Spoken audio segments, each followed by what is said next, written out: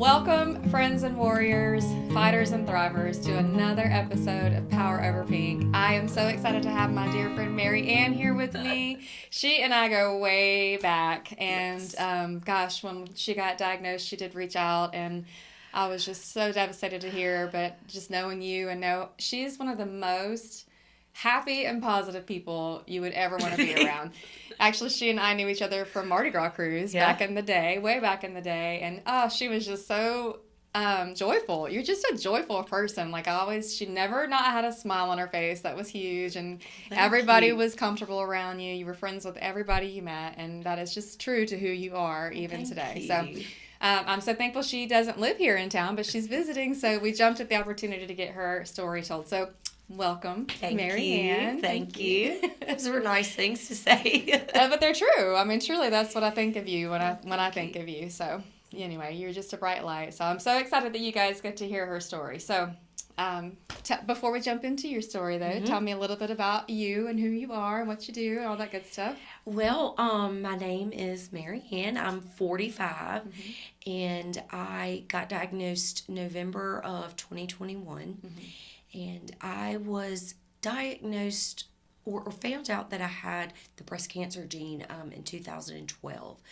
So been kind of going through that since then. But I have two little boys, 9 and 5, and born and raised in Mississippi, but moved here to Florida in 2004.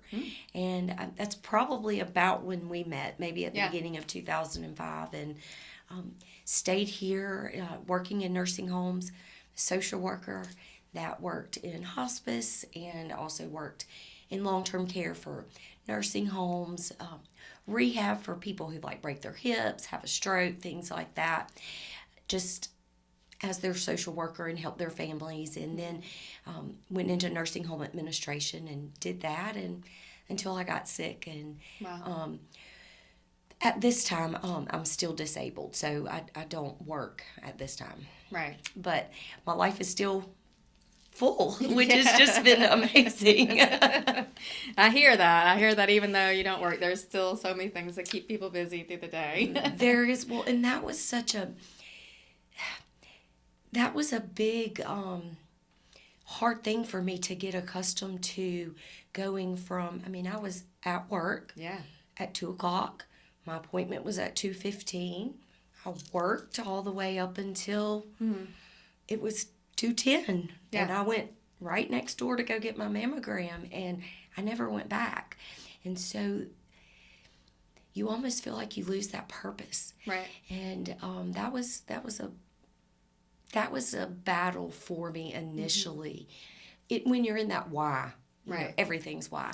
But I definitely find purpose now. I don't hate it as much, or I don't think as negatively about it as I used to. That's wonderful. That's a big step because I know,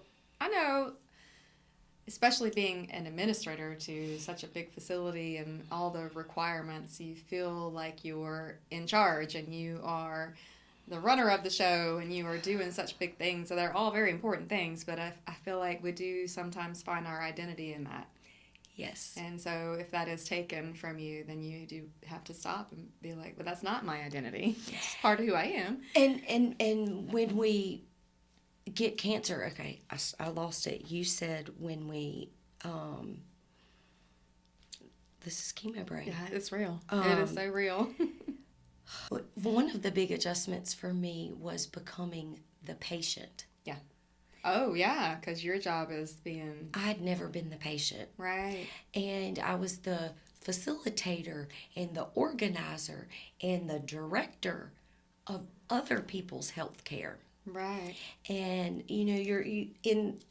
you've got your doctors and your nurses and all these things, and as the social worker, I was that centerpiece Right. that made it all kind of work together. And then we get diagnosed, and Suddenly you're the patient. there is no control. Right. We lose all control, or at least that's what it feels like. I guess we probably did have some control, but it certainly doesn't feel like that when you get diagnosed. And so it was, I think that was a really big adjustment, was becoming the patient, not the other side. Yeah, helping the I had to patient. really understand that I didn't have a dog in the fight Right. for what everybody needed to do. I just had to fight for my life. Amen to that. Yeah. What about the age? So, you're working in a nursing home and you see sick people, and you're like, well, unfortunately, that is sometimes part of getting older and being in your 40s. How did you wrestle with that? Was that an issue? Because for me, that probably would have been, but I still wrestle with that, honestly. I think there's a blessing that I had experience in hospice. Mm-hmm. So that was my favorite job, which sounds odd to anybody that I say that, but it's just a spectacular experience. For the most part, it is. And so I had worked around sick and death and dying. And so I think that helped me to be realistic, but it also gave me a very real fear of, wait a minute. Right. I know that I'll be okay, but I don't want to do that. Right. I don't want to do this. Right. Because it's coming. Yeah. I don't want to do this. Right. But we still have to do it. Gotta suit up. I mean, you still got to do it. Like a toddler pitching a fit in a sense. But, it's a scary journey.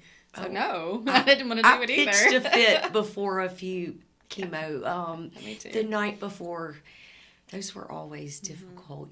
Just put your feet down and I'm not going. Right. Nobody gets it. Y'all are all crazy. You can't make me. I'm not doing it. And then, you kind of remember, well. Ready or not. One thing I did, and you can relate to this, I have this ability to put on not rose-colored glasses, but like headphones, I guess. Positive headphones. So basically, I hear what you're saying, but I'm going to intake it and I'm going to translate it to be what I want it to be. So my doctor was telling me I had to do chemo, and I heard, I don't have to do chemo. Isn't the mind so powerful? It just worked it right on out for you. I was like, do I do this in my whole life, or is this just a cancer thing? I don't know. But my friend had written it down and then emailed me the notes, and I was like, oh, he did tell me. But I didn't hear it. I was like, no. I didn't hear things as I was sharing that. I didn't hear things until after. Mm-hmm. And I was sitting in an appointment and I was like, did you just say? Yeah. and she is my oncologist, and she's such a kind, lovely lady. I'm very blessed. And she said, yes, these are things that we've discussed, and I never thought about headphones on my ears, because I've always heard of the rose-colored glasses. That is a great thing, because I think maybe that's a coping mechanism. I think it is, yeah. Because you don't really want to hear that, and it wasn't denial. I don't think I was in denial, but I didn't want to believe it either. Right. I don't know. So is that denial? Maybe, probably a little, I'm sure. Yeah. I think that we just take in the pieces that we can handle as we go. At the time. Maybe. That's more so. But so tell me how you found your cancer.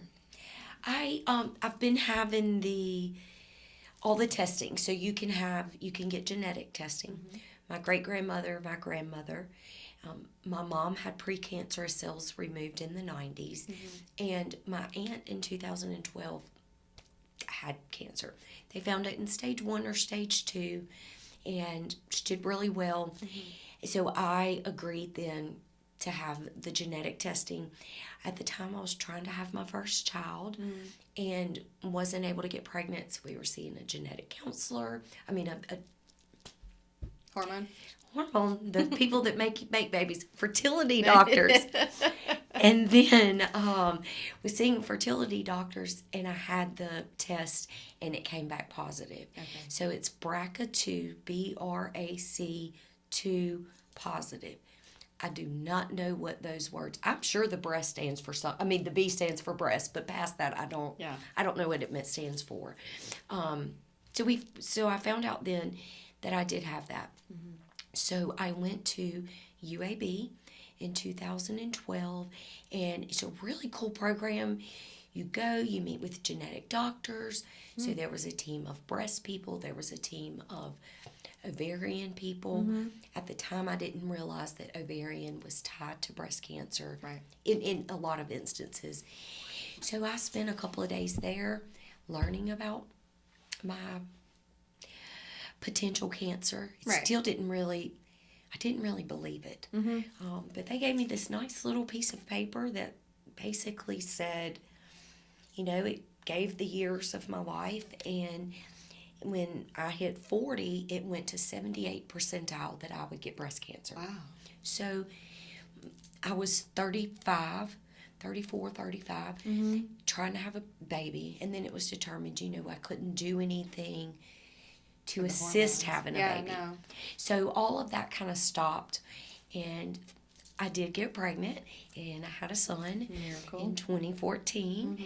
Yes, such a miracle. And then made the decision I'm going to have a prophylactic mastectomy. Yeah. Just going to do it. I'm just going to be brave and great and proactive. And, because I had it all planned out. And I had a breast MRI every year. I had a mammogram every year with the ultrasound. They quit doing the mammogram, call me 3 days later, it's abnormal, you need to come in. Because every mammogram since I was 18 was abnormal. Okay. And I guess it's dense breast is Hard the term. to see. Yeah. And so when so I was going to have the double mastectomy at 40. So I had a baby at 36 and was getting ready, and I had a second miracle at 40. Yeah. So, which I'm that's amazing. live my life with people without Yeah. it. And breastfed. Yeah. In my mind, I'm doing that. Not only does it help the baby, but I'd read that it would be good for me, and I'm still plugging along. I'm going to have a prophylactic mastectomy. And I had my mammogram in February of 2020, and March, I believe it was around March 12th is the day we shut down in the nursing home world of 2020. COVID, yeah. And I worked a lot of hours, and you didn't get your mammograms and you didn't get your breast MRIs. Even though I had the gene, it wasn't considered necessary.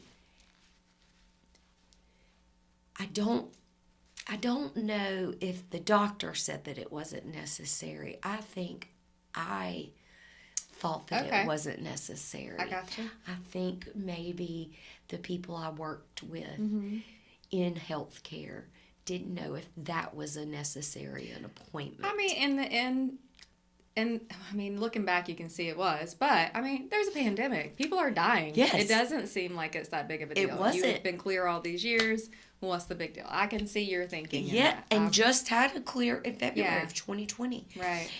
And somewhere for all of us, 2020 is a blur. And nursing home, bigger blur. Right. And I, somewhere in 2021, at the beginning of the year, I felt a knot. I've had lumps in my breast my whole life. This 100% immediately was different, and I knew it. Okay. But nobody knew that but me and God. What did it feel like? It was, I always still touch like it's there. It was hard. When I would have lumps, when you're in your menstrual cycle or things like that, that was almost like tissue that you could kind of massage through or rub through. This was not. Okay. It didn't feel hard like a rock, but it wasn't like rubbing through muscle tissue kind of thing. I ignored it. I knew, but I just lied to myself. I did not tell my husband. I did not tell the people in my family that have lived this life and have walked this walk. And I started losing weight, and I just thought I was losing weight because of COVID. I was finally losing the baby weight. And I was a little more tired, chalked it up to COVID. I found I had rationalized all the things that were wrong I could put it all into COVID. I didn't have to really let myself accept it. And plus you had young boys. Yeah. Who's not tired when you have young boys? All the time. Yeah. And, my friends have 20-year-olds, and I'm at home with an infant. Right. And a lady walked into my facility and got a job. And I really believe, I don't know if she worked there a day after I walked out to get my mammogram. To this day, I can't tell you her name. She only worked there a couple of months. She was a breast cancer survivor. And in a conversation I was having with her, it was almost as though God was speaking to me. And I don't remember the ins and outs of the conversation, but I remember getting up from her office, going to my office, and calling my OBGYN. Oh, wow. And saying, I need to make an appointment. They called me back, and the nurse said, yeah, you've missed your last two. And I said, I have a lump. She put me on hold. She came back, and she said, you need to get in here. Well, they couldn't get me until the next week. And went in, and the lady is going, and she goes, and the first breast that she squeaked, I could feel it. I could feel it on the mammogram. Wow. And I've been having mammograms for 20 years, and I could feel it. And when she did the right breast, I didn't feel anything. And she went through the spiel of, don't worry if they come and say they need to do an ultrasound. Doesn't always mean anything. I could tell by the look on her face when she came back to let me know we were going to do an ultrasound. And then we did an ultrasound. Did you speak to the radiologist that day then? Yeah, I saw it on the screen. Oh, you could see it. I saw it. I looked over it the worst time, and there it was in all its black hole glory. And I guess my arm was like this, and the screen's over here. And I just looked, and she had the little thing measuring. Yeah, don't you love that? When I Every saw time it scares me. the red line, I knew that she was measuring something. And she just looked at me and said, do you have somebody to come pick you up? And I knew that she's not allowed to say that. I knew that she wasn't. But I guess she knew that I knew. And I laid there for another 40 minutes while she continued to finish it and just trembled. Right. And I knew that the radiologist was going to come in this time when he had never been in before. They don't come in. Right. They do at some places. Do they? They do. At Woodlands, I've seen the radiologist every time. Really? And they've been clear every time. But they come in. Well, that is good to know for anybody that goes in, because I might have just scared them because I had never had them come in. But I knew he was coming. Yeah. And he just said, you need to go to your OBGYN immediately. You cannot go home. I didn't really understand what was happening then. Yeah, he didn't explain it. Well, because he's not the one to explain it. Okay. He's the radiologist that has just interpreted what he saw. So I drove myself. Unfortunately, I drove myself to my OBGYN, and that's when she told me that it had spread. So they could see that it spread in your lymph one nodes. lymph node. Okay. She didn't really go past this area. So she stayed on this area the most when she was doing it. over here, she just, and then I knew that there was nothing over here. Yeah. But when they found that one, I guess there's really not a point in ultrasounding your whole arm Right. to find out, because they're going to figure all that out. With surgery. Mm-hmm. So, did they decide, so they could see that it was in your lymph node, so they didn't even have to do a biopsy or anything? I did have to have a biopsy. Okay. To make sure that it was the cancer. Okay. I don't really know, now that you're asking me that question, why the heck did we have to do that? You get along for the ride. You do. Once you become the patient. You do, and you look back and you're like, we could have probably skipped that step. I did that with mine because I had precancer before. That came back as precancer, the calcification. So this time when it was calcifications, they were like, you need a biopsy. And I was like, no. We're just going to cut it out because I already know what it is. Like, let's get it out. Let's do it. Yeah, I took the reins on that one only because I'd kind of been down that path already. But if you don't know, you don't know. Right. And it's such a, everything is a blur. Learning. You're just like, okay, where do I go next? And I've learned being a patient that you find out as you need to know. Yeah. My oncologist explained one day, she said, you can't come in here and I give you 4,000 pages of all of the symptoms that you might have over the next 2 years that we're treating you, and then give you a box of medication that, right, just in case. She was like, it's kind of need to know as it happens. Mm-hmm. You learn things. So I did have a biopsy, and that was my first experience in medical charts on your phone. Okay. It came back to my phone on my chart. Before you talked to the doctor? No. Yes. It was about... That should never happen. It shouldn't. It was very, very scary. I knew it. I knew it. But to read it, and I wasn't at a doctor whenever I read that. I mentioned it to my oncologist. She wishes that they could rewrite the whole system, but I guess that there's not a way that they figured out to flag certain things, because it gets uploaded to the medical record just like it's going to the doctor. It goes into yours. Mm-hmm. I quit looking at those after I learned the hard way, but I found out on my phone. And then things just moved really fast. Which can kind of be a blessing to find out it on your phone at home, because you can cry and have your moment and not have to be in a car and walk through a lobby. And, that part may have been a blessing without really... Always try to find the blessing in it. Because I drove myself home after I found out by myself. Don't do that. No. 10 out of 10, don't recommend that one. Yeah, because we're warriors. We're strong. We can handle it. It's no, definitely not in that moment.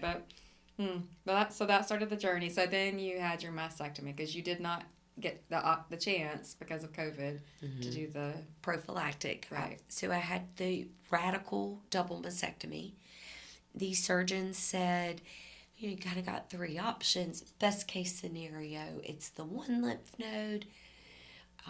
To worst case scenario, we're getting into 25 further down your arm in the lymph nodes, and there's a main nerve there that we do not want to have to be around.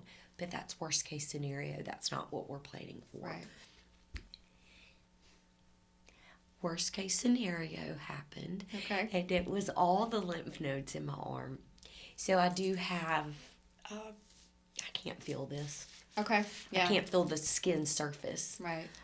So that, I had the double mastectomy. I had the 4 drains. Okay. Did you have drains? I didn't have mastectomy. Oh, that's right. I had lumpectomy, yeah. That's right. And we all, I have friends that have one breast or... Right. Everybody's got a different path. But they go in and, take it all out, and I called them my balls. If you see them, you just can't help it, though, because they're drains, and they hang down.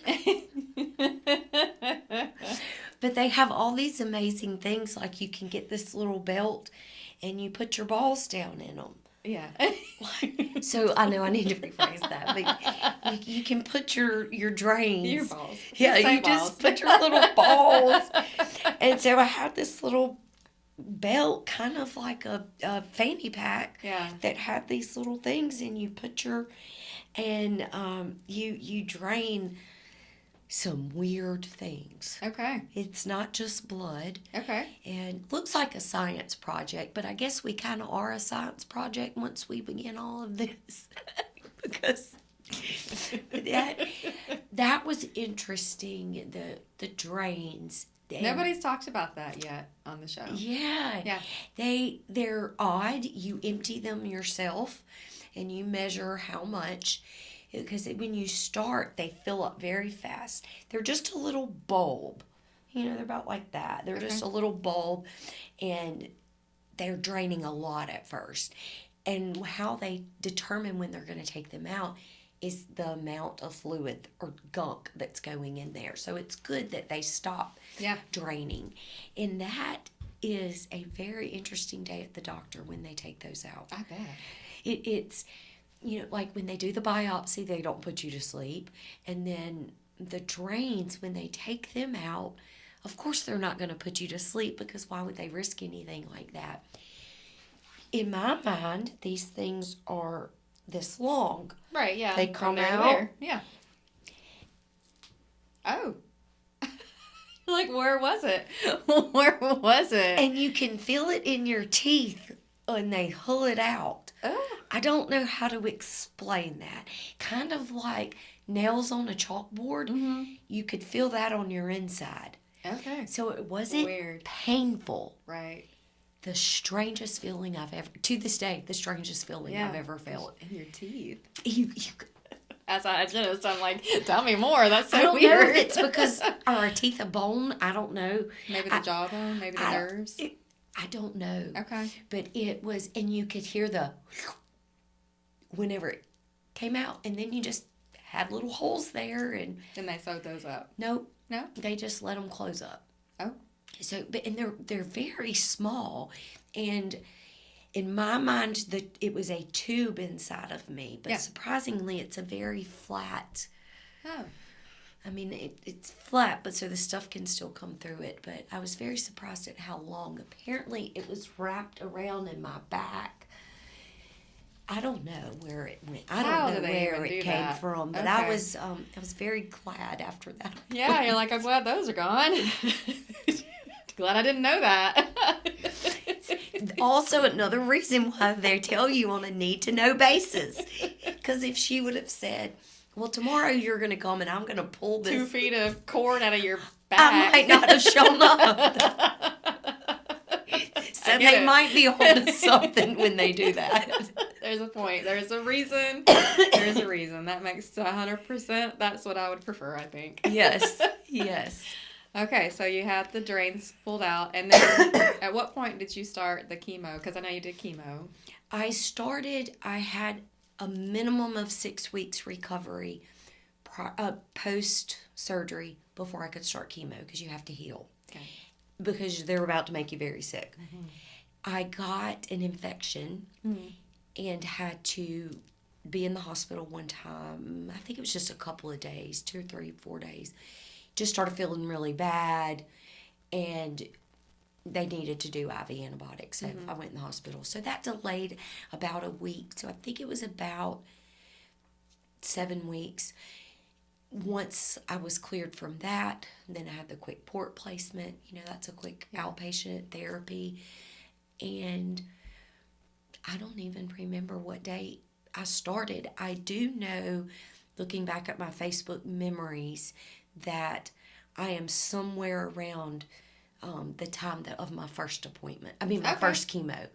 So according to my Facebook memories, I'm done healing, and I had my port placed 2 years ago yesterday.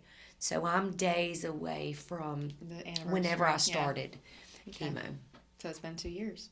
Yes. Wow. Which is just... Does that not just blow your mind? Yeah. It seems like it, as we all say in so many things, seems like yesterday, but so far So far away. Yeah. 2 years. I mean, that went by fast, but hopefully it keeps going by fast. Yes. So what kind of chemo did they have you on? Because tell me again your diagnosis. It's BRCA2 metastatic breast cancer. Okay. So it's not the triple negative or other words that I hear often. Mine is estrogen positive. It grows a lot on estrogen. So it's kind of like your own body is going against you type of thing. So I had 22 rounds of chemo. That's a lot. And 37 rounds of radiation. Wow.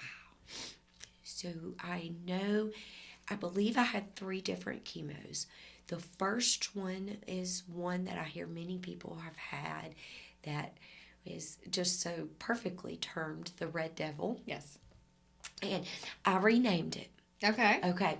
So I would be going into chemo and the ladies that work there with you even kind of make the jokes with you about the Red Devil, and they come to you in their little suit, because you're about to be just highly infectious to other people. Not infectious, but could hurt them. Right. And she brings this big red tube, and everybody's talking about the Red Devil, and I said, I'm having a really hard time praying using the term Red Devil. Right.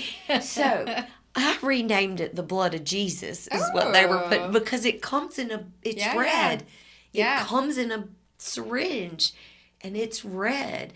Yeah. And that's why people call it the Red Devil. Yeah. And I just had problems whenever I was saying my prayers, praying about the Red Devil. Right. And I renamed it the Blood of Jesus. I like that way better. Yes. Now, anybody going through it you understand probably why is it's not called wanting to devil. call it the Blood of Jesus, because you can't see it that way then, because it feels like a devil. the devil.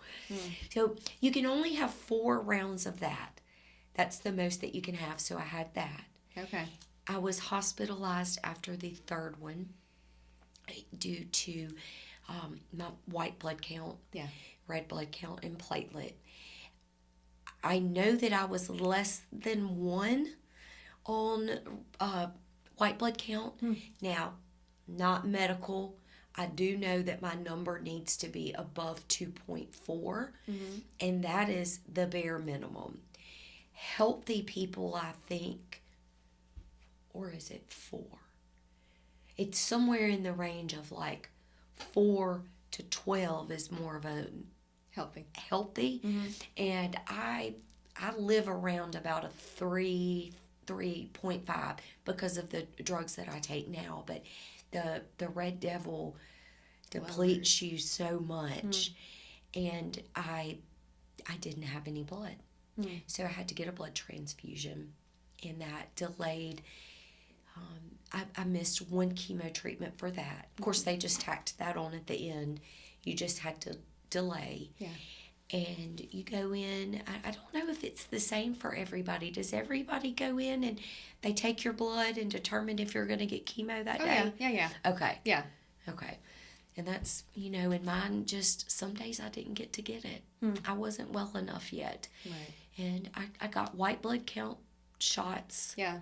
Neulatin, something like that. They also need to put the word devil in that thing, they too. They sure do. Oh my gosh, that was the worst to me. They didn't pre-warn me. I didn't know I was going to have it my first infusion. And so then they put that little thing on your arm and you go home and you wait for the timer. But, oh my gosh, the bone pain. I could feel where it was working. I could feel where it was at in my body. Strange. Very strange. Very strange, because... Did you have pain? Oh, the bone pain. Yeah. And I had heard about bone pain. Me too. And as a, cheerleader in my teenage years, had bone pain, broken bones, motorcycle accident. I thought I understood bone pain. Right. This is a different level. It's like pulling something out of your bones. It is. Like, it's weird. Yeah, I could feel it in my jaw at one point, and all I could think about was my teeth, because I was like, oh my gosh, You can feel the inside of your bones, and I don't know how to explain how you could, it's almost, and it hurt. It hurt. And another one of those reasons why they don't tell you ahead of time. Yeah. Because I probably would have never gone to my first white. The thing that they put in your arm that it does it itself did not work. Oh, no. So I would go in and they would just give me a shot. But I would go in on a Saturday to the hospital and a nurse would and just give me the shot. And I never knew if that was one of the worst side effects because I got it the day after the chemo. So chemo. like, is it chemo? I can tell you it was the shot because I only had one. Because I don't know how to explain that. Well, so my first chemo, I thought I was dying. Like, it was the worst thing ever. And then I felt the bone pain. And apparently you can take Claritin a few days prior to help with the bone pain, which I don't know how that works. Weird magic. Either. But supposedly. But they didn't tell me because we didn't know I was going to do it because the blood work is what determines it when you get there. So anyway, I went back for my second round and I begged my doctor. I said, please do not give me that. Please, whatever you can do. And so through COVID, they had changed the numbers because everybody had a potential to be infectious. So they lowered the numbers that or raised, I don't know, whichever way. And so I didn't have good numbers the second one. And I was like, I don't care. I'll stay home. I'll live in a bubble. Yes. Just please don't give that to me. And so he didn't. And I fought with him a lot over that. And the second chemo was nothing like the first. Nothing. So I was like, it was that. And I think you hit on something so important. You spoke up for yourself. Mm-hmm.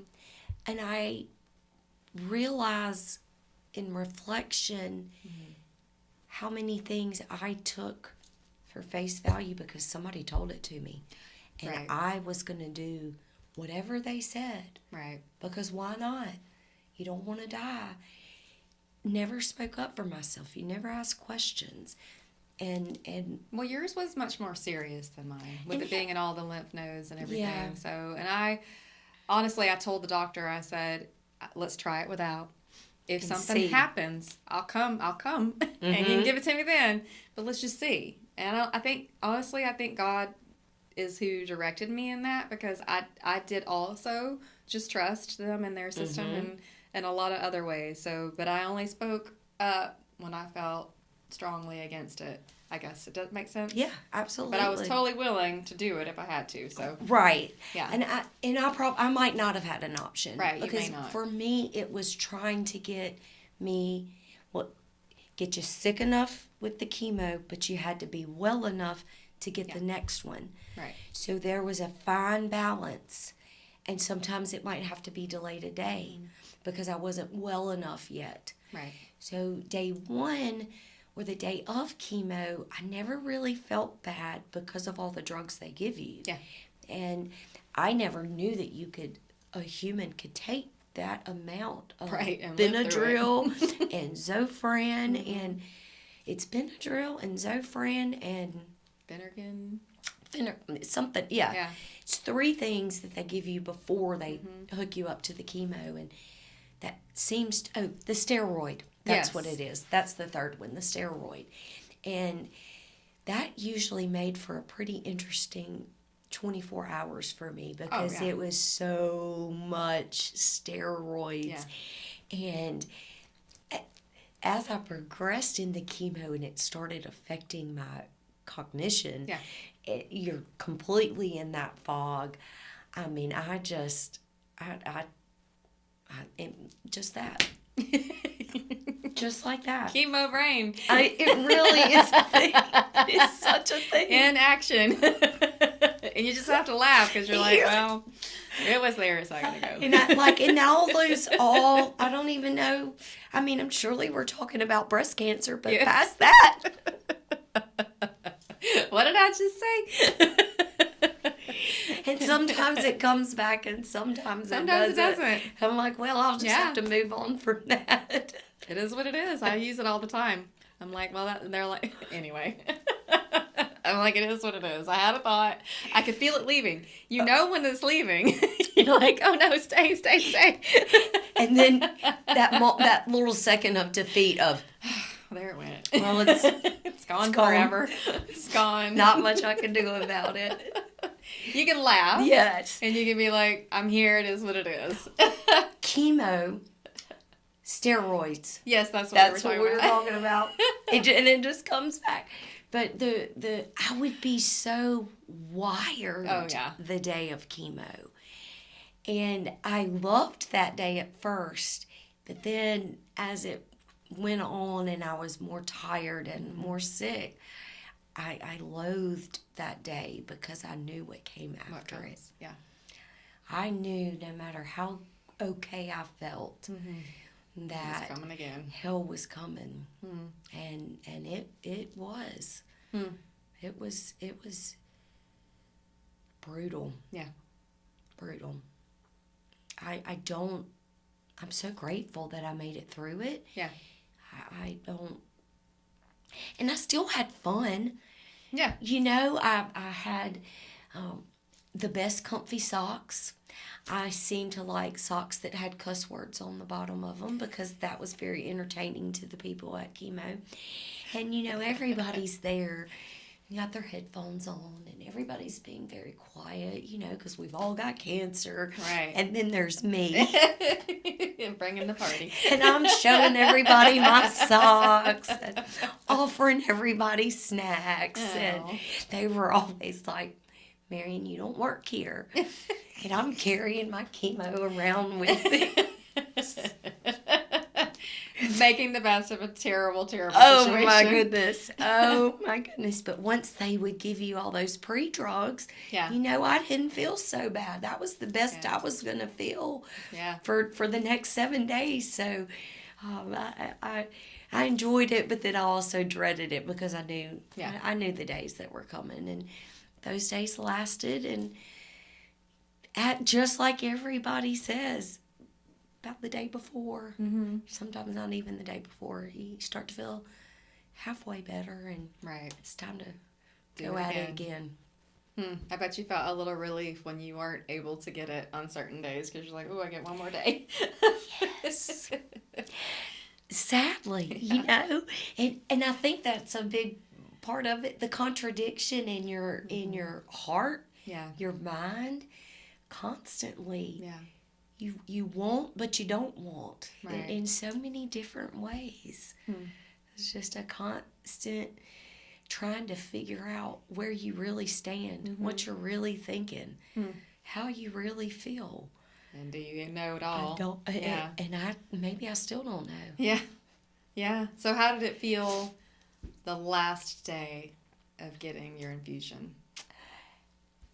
Anticlimactic. Because I got sick. Oh, no. Imagine that. Oh. And I got COVID. Oh, no. Now, hundreds of patients through COVID laid in bed, do not tell the medical people of the world, laid in bed with sick people that had COVID. Right. Face to face, loving them. Never got COVID. Made it through all of chemo. We're at the end. Got COVID. I got COVID. Oh, my gosh. Thankfully, I didn't feel so bad. Yeah. I mean, I was in round 21 of chemo, so COVID didn't faze me. It was only because the test said that I had it. So they decided I didn't have to have my last chemo treatment. Oh. So I never got to go in And be done. and be done.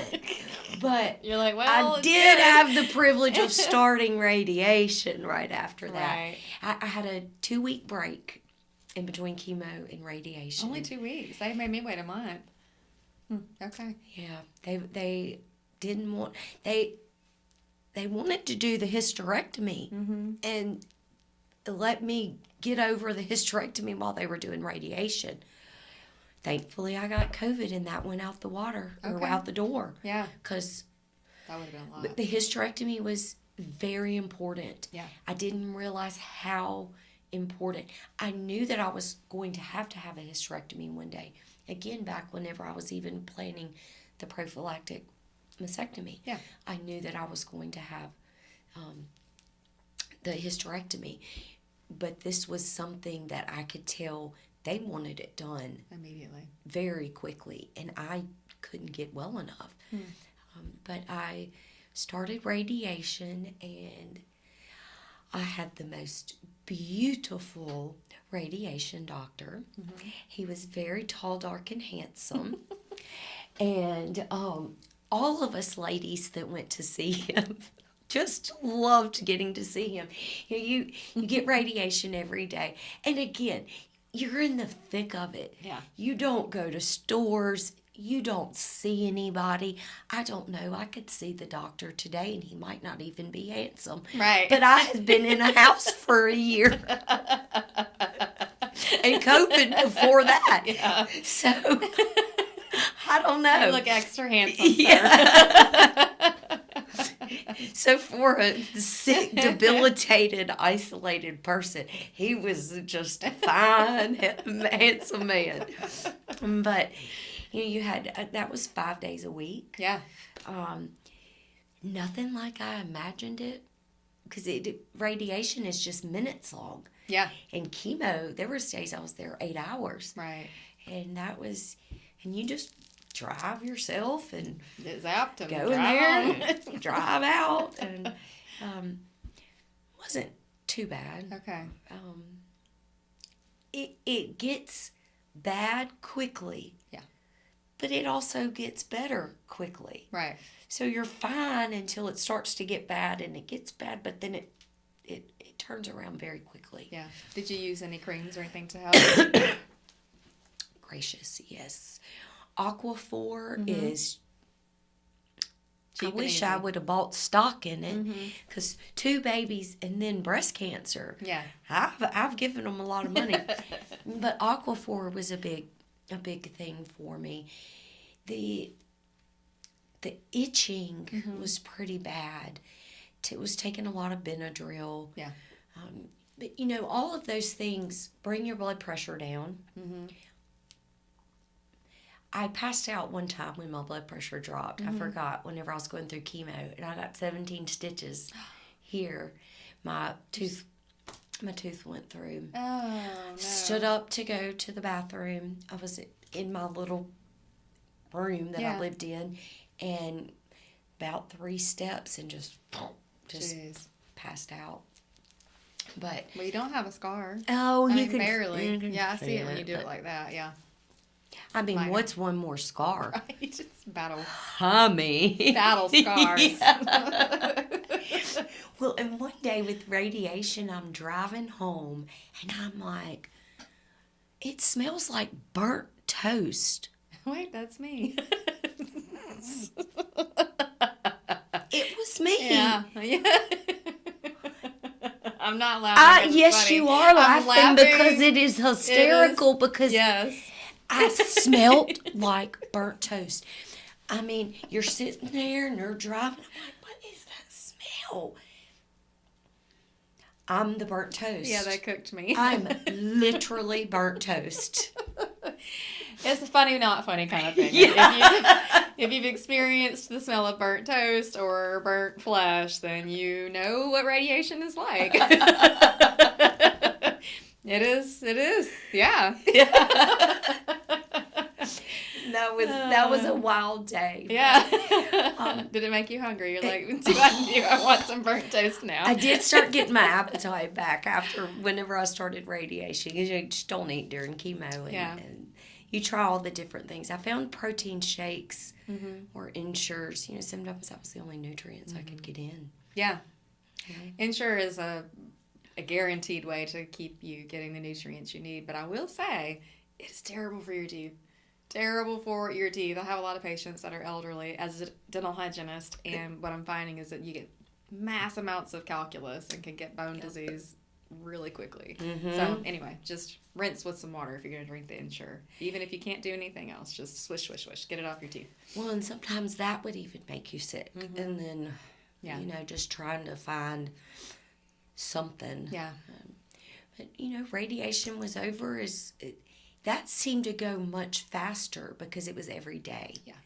And you can check that, mark off that day. Yeah. And I really started feeling anxiety that last week. I didn't know what was I going to do? Mm-hmm. Everything for a year. Right. Every day of my life was cancer. Yeah. Or doctor's appointment, treatment, occupational therapy, physical therapy, all the different things. And I didn't really know then what. Right. And it's like, okay, now I have to have another surgery. Now what do I do about this? Now what do I do? Whenever I was in the thick of it, there was kind of a comfort in not having to worry about anything else. Mm-hmm. And as I was getting towards the end, it's like Life's going to go on again. I have to start thinking about life. Yeah. So that was a little scary. And then I remember that going in and being like, I've only got 3 treatments. I've only got 2 treatments. And then I only have to come here one more day. Yeah. And that last day was amazing. Yeah. And I rang that bell. Yes. It was so good. And there is life after cancer. So you've since had your hysterectomy. Yes. And you are maintaining on some oral chemos. Yes. I take the tamoxifen, Okay. which is a lot of people take. And I also take a drug that's called Lynparza. Mm-hmm. It's a fairly new drug. And it works like a chemo, but it's not categorized as a chemo drug Okay. like what we're accustomed to hearing. Right. But the way it's been explained to me is that cancer is floating throughout my body, dormant, and waiting and trying to find the next thing to attack for it to live off of. So generally, my type of breast cancer is bone, blood, and pancreatic. Okay. We don't even say ovarian anymore because you take that out. Ovarian's what gets you, and then Yes. bone and blood. And those are the ones that people can lose their life over. Yes. It's not usually the breast cancer. So the goal is to not get the other cancers. Right. So this drug, if this is an organ and this is the cancer cell, this has a buffer on it Nice. from this drug. Okay. That the cancer cell comes and is like, nope, goes on and keeps looking, but it can't find anywhere. Okay. Now, Wow. that's about as layman terms as you can get. Yeah. But that's kind of how it was explained to me. It's only been around for a few years. Okay. You take it for a year. They know that it's got a good track record for keeping cancer away for 3 years. They're getting into the 5th year of the study. So there's a lot of promise there. And now that I've had the radical hysterectomy, because they take my cervix also. Yeah. And now that I've had that, I will start on a different type of drug. I don't know the name of it. Okay. Again, she has me on a need-to-know basis. Now that she's been with me, been my doctor for 2 years, she's certainly not going to tell me ahead of time. Right. Because I will have Googled all a the notebook, things. and I'm trying to direct her life then, and then I try to control things, so it's just best. She'll let me know in a couple of months whenever it's time for me, and she'll get out her little piece of paper, and she'll just write as she's talking to me. She always writes as she talks, I guess because she has patients that need to see it both ways, and she'll explain to me what my side effects are going to be and how long I take it, and I'll worry about that then. Yeah. Now I just deal with the side effects from the drug I take now. And the chemo and all the things that you did and went through to get But here. I love my hair. Yes. I love this. This is crazy. It's beautiful. It's so pretty. I had, thin, very thin, fine blonde hair. Yeah. And it's everybody that touches my hair. That's another thing. It's like being pregnant, but on your head. Yeah. What is that? People are like, can I touch it? It's just a head. and then they kind of feel weird after they've touched your head because they want to touch your head, but then after they've touched your head, they don't know if they've done the wrong thing. Should I apologize? Was that too intimate? And then when they say it feels like a baby, then they're really, because it's true. Yeah. Baby hair. It is the same thing as when a newborn grows hair. And so I've just loved it being so soft. Yeah.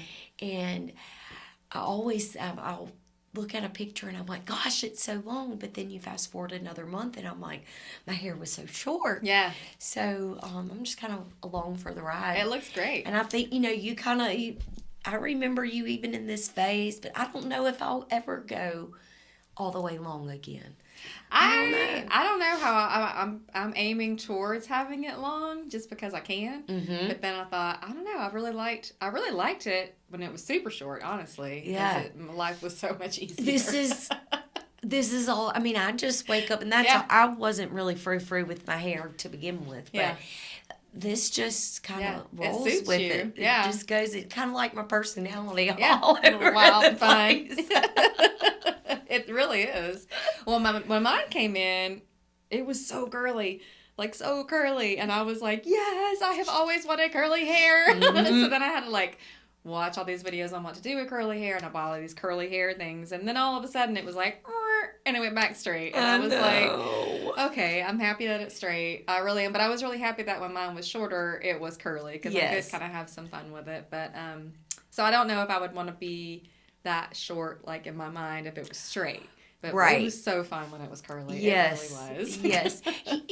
One of the blessings that we get. Yeah. Because I would have never cut my hair off. Oh, yeah, no, I would absolutely have not. never known the life of a short-haired girl. Yeah. And so I've tried to embrace it, enjoy it. Yeah. I don't, right now I'm not a candidate for reconstruction, so I just try to embrace my flatness. Okay. And roll with that. Just try to, the only alternative is death. Right. So, I'm here. Yes. So, I'm glad that I'm here. Yeah. I'm glad that I'm alive. Mm-hmm. I'm glad that that's my story. Yeah. I'm so grateful that God had more for me. Mm-hmm. And I'm excited to see what that is. Yeah. What could be in store? Endless possibilities. I mean, it's just, and I absolutely believe that I can handle anything. Yes. So no matter what it is that God has in store for me, I'm going to be okay. So I can find happiness in the difficult times now that I don't think I could before cancer. Right. But because they're just, when you feel as though you're dying, and there is a possibility that you could die, life just hits a little differently. Oh, yeah. It changes everything. Little things you find joy and hope in. You focus on those things. The big things you can't control, you tend to let go of. The finding the beauty in the people around you and your team and your everything. Every moment. Yeah. And I have to even watch myself to give other people grace because other people haven't been down the road that we have. Right. And they haven't had to live life, and they haven't had that struggle. And so sometimes I get frustrated at what I consider minute problems. Right. Minute complaints. And I have to check myself because a little part inside of me might be like, what are you complaining about? Exactly. Let me tell you about my day. Let me tell you how it could be. Yeah. And but that's not right either. No, it's not. So I just try to, as much grace as everybody's given me, I have to remember to give other people grace. And goodness, I wouldn't wish it upon them. Oh, yeah, no. So, I mean, I need to just let them be and worry about myself. That's really good advice. That is really, it really is, because I think as cancer survivors, we do tend to thankfully be set free from a lot of the stuff that doesn't matter, and the people get in a tizzy over stuff that you literally should just not even care about, and we can see that now. So you're right, it does take a little bit of grace for us not to be like, knock it off. Shut up, you don't even know. I think I hurt my different friends' feelings a few times, and they love me enough to let me know, so that then I could try to be better about it. Because everything feels big to everybody based on what you've experienced, it's their life, and how you're processing, and your mental capacity, and everything is different. So we're not to judge anybody for what they're going through, but what great advice! Because truly, it does change us for the better. Would you agree? Absolutely. Absolutely. Again, not a club that any of us want to be in. No. But there's strength and love in our club. Yeah. And power. Yes. There is. You have to have, not only is it cancer, it is a part of your woman looks, your sexuality. There's all these different aspects of how you present yourself, the clothes that you wear, all of that ties into the type of cancer that we had. Right. And it does change you, but it changes. I feel like it's for the better. I would like to believe it's for the better, that I'm a better person because of it. You don't judge other people, if what their outfit looks like with their top, because I know what I feel like every time I have to look in the mirror and there's darts in a top.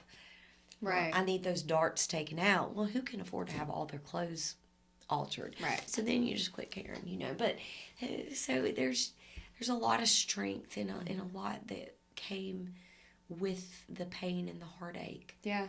A lot of positive came with it.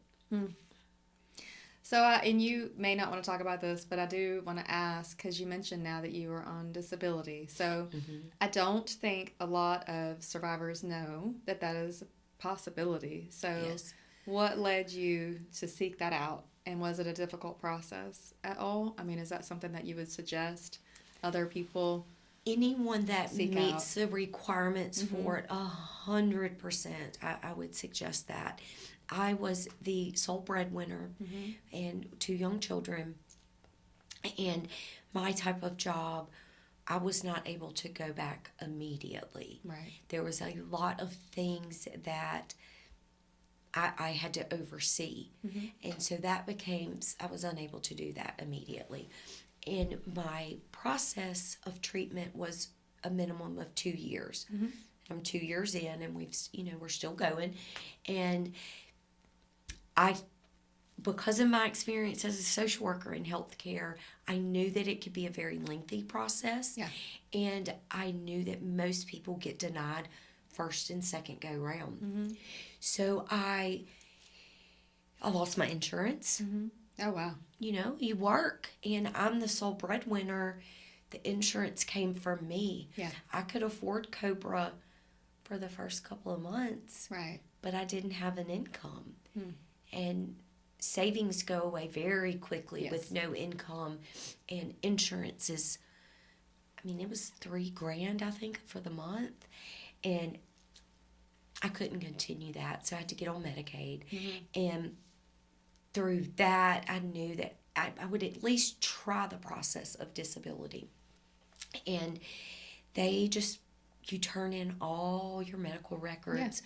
You fill out forms of how you take care of yourself. And so I might appear that I do everything 100% successfully on my own, but I do have problems with processes and forgetfulness.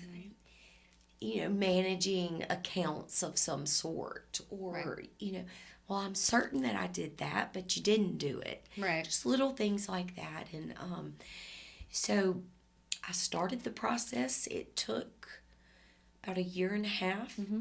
I did get denied, and I appealed it and won the appeal. Nice. And I'm currently 100% disabled. Mm-hmm. I hope that that's not going to be the rest of my life. Right. Hopefully, I'm going to be healthy. Yeah. And there's not going to be anything coming along Right. in the near future. And I will get to go back to work. Mm-hmm. But that is what my income is. Mm-hmm. I have Medicaid as my insurance. In May of this year, it will be considered 2 years of disabled. So I will then get Medicare also. Okay. So that way, that's a lot more coverage from a medical standpoint, having Right. Medicare and Medicaid.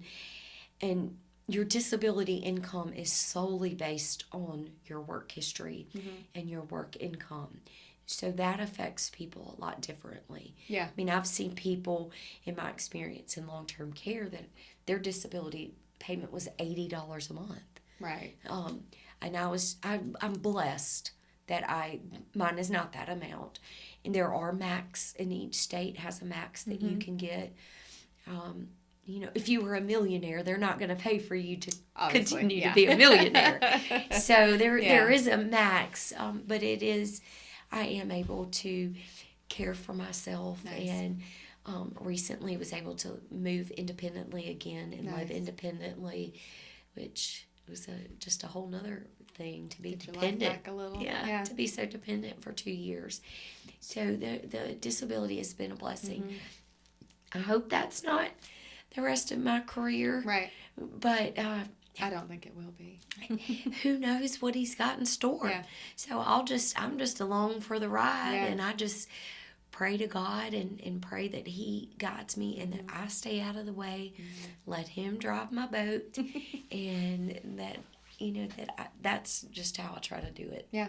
Well, what a blessing, though. I think a lot of people don't know what options they have as far as that go, because you are unable to work when you're going through all of that. And then a lot of people go bankrupt and they lose everything. So there are certain processes in place that you should utilize and look into yourself. And I think maybe your background kind of helps you understand how that process works. But I know that if you don't know the process, like Marianne, then there are lawyers that will take your case. I have a patient who's a lawyer for disability, and we've talked about the processes and stuff for family members that might need it. But thankfully, I was not the breadwinner. I did get to still work through mine because my chemo was much milder, and I could, I took a week off after each one. So, but I mean, as adults, it's tough. I mean, it's expensive out there, and my gosh, why not try to get help when help is needed? There's no shame in that. There's nothing wrong with that. There's nothing. It is the reality that was handed to you, the reality you have to face, and now how can I fight this the best way possible? And that's what you've done. And so I think that alone is worth mentioning, that takes a whole, I don't know, it just takes a certain person who's willing to ask for help, first of all. Well, and anybody that might watch this that just got diagnosed or anything, reach out to me. They can message me, because there are so many moving parts. Yes. With just having our cancer, and then disability is a lot of paperwork. It is hard. And you don't have the mental. Right. You can't think. It hurts to try to think, especially when you're going through the treatments, and no one else can fill out those paper for you, because no one else knows your life financially that intimately, and your spouse, right, and that's it. And if you have a spouse, and so you're in it alone, right, and they're not exactly sitting around waiting to give everyone disability. No, they make it so hard. If you mess up one thing, you fill out something the wrong way, you're at square one. Yeah. So it reach out. If you don't reach out to me, reach out to a friend that might work in healthcare that could help you, because that, and I've been able to help some people since then. Yeah, I mean, it's great. That's a great thing to even know, because I personally don't. When I read legal information paperwork, my brain goes, what does that mean? I don't want to do it wrong. Oh my gosh. And I have actual anxiety come upon me. So having someone like you or someone who can kind of help you process the paperwork would be such a blessing. And I hate to even say that out loud, but I don't know what it is. Medical stuff I can do all day long. Legal stuff, I'm like,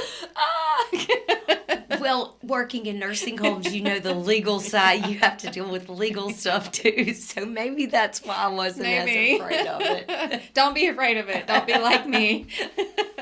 Well, so anything else that any tips or tricks or things you wish you had known prior going into it or anything like that you'd like to share? So many different things. I think for where I am right now is to say anybody that just found out or is just about to have their first treatment, it is scary. Yeah. And it's very likely that you're going to feel bad. Yeah. And you lose some of yourself. I mean, all of those things are true. But, you got to love the but. Yeah. But it doesn't stay that way forever. Right. It doesn't. And you know how we always hear, can't see the forest of the trees. I mean, when you're living it, you can't imagine that you're going to live life any other way. Right. Because it can be, it's brutal. And it's not. It doesn't stay like that forever. Right. There is happiness, and nothing is normal because you have a new normal. So, but that's everything in life. Right. I'm disabled, but I get to go visit people at nursing homes now. Right. I'm not worried about the budget of the nursing home. Right. I get to go and visit the people from church that are in the nursing homes. There's so many wonderful, happy blessings that are on the other side of it. Yeah. And I can even start to see some blessings that were happening in the thick of it. But those all come in hindsight. They do. They don't come in the middle of it. They do not. No. They do not. But I think that there was a lot of blessing in the middle of it too. Yeah. But some people do get upset about everything, and I don't. Right. I don't have to get upset anymore. So I try to look at it as, maybe it is a blessing that we get to not sweat the small stuff because we know that it doesn't really matter. No. And so maybe that's a good part of it. I think so. Yeah. I think and so. Fuzzy socks, yes. Always. Magic robe. I have 3 of those now. And I wish Sheen or Shine, whatever it's called, was out whenever I had it because those little lounge wears. Oh, yeah. You live in them. Yeah. That is all you have on. and you don't want it to touch because this is all healing the whole time. And so, that was always good. Ginger candy was always good. Yeah. People that love you, being around you. Yeah. And people don't know how to love you when you're sick. They're afraid of us. They're afraid, and they want to take it from us, and they don't know how to, and they don't know how to make it better. It's hard on every person around you, and you don't want it to be. But it is. It's hard for everyone to see someone they love go through something so hard. I think some of the best moments during it was my closest friends that were able to come that truly get me and were able to come down and help take care of me. Those days where they just laid in the bed next to me. We didn't have to talk. I don't know if they watched movies. I don't know if they ate. I don't know if they bathed. I don't know. Right. They just were there to live next to me, and that felt great. One of the things I had said, my friend Krista had come, and I did a show on that about how to be a good friend because she loved me so well. Just as busy adults and parents and wives and all of our responsibilities, how often are we carving out time to just be with the people we love. So your friends coming to just be there. When does that ever happen? That I know. never happens. Yeah, you'll have dinner out, or you'll, arrange a girl time together or whatever, but it's not the same. So, I mean, she would come over and we would just sit and hang out, and I just loved her presence. And so that to me is like the biggest gift. So if you're watching this and somebody is going through it, like that's all you gotta do. Yeah. Just show up and just sit. Absolutely. 'Cause Absolutely. And there's a few pictures of where I'm in the bed and all you see is this bald head. Yeah. And one of my best friends is just right there next to me with a book in their hand, and I'm sure I'm sleeping. Yeah. Because they were there to take care of me in between treatments. But yeah, just being. Yeah. Because not being alone. Sometimes you could watch a movie, sometimes you couldn't. Right. Depending on where your brain, how you were that day. So. Yeah. Well, what a gift. What a gift. And you are really, truly just such a blessing. And I know that it was hard, and I know that it was life-altering, but gosh, I think you'll agree when we say there is life after cancer, and it's pretty beautiful. Yes. It's beautiful. Yes. And it has a new meaning, and it has a new purpose, and it's just so good. So I know that's kind of been the theme on a lot of our shows, and I don't want to ever diminish what hell you're going through. Right. Because it is hell. Absolutely. But it is temporary, hopefully. A lot of people, we're thankful to be here because we know a lot of people have lost their lives and will lose their lives to breast cancer, and it just puts things into perspective, and it just, everything changes. So I'm just so thankful that you're willing to share your journey and your story. It's just beautiful, and I know it's going to help so many people. Well, and I'm grateful for you. I hope people tell you that too. You have always been a shining bright person in life, and thankfully our paths, we knew each other before, and I reached out to you when I got cancer, and it didn't matter that we hadn't seen each other or talked, and that brought us to a different thing, and you gave me a wig. Yeah. You sent me my first hat. Yeah. And then as you were healing, I was starting, and I knew that I was going to be okay. I knew I've been able to see you live life, and you're just a little bit ahead of me in the kicking cancer butt process, and I just, you've given me hope, and thank you for letting us talk and letting us tell other people what it's like, and let them know that it is bad, but it's also, there's so many great things with it. Thank you. You almost made me cry. My eyes watered up. Well, thank you guys so much for watching today's episode. Thank you, Mary Ann. Thank you for having me. Awesome. Okay. God bless you guys. We'll see you next time. Bye.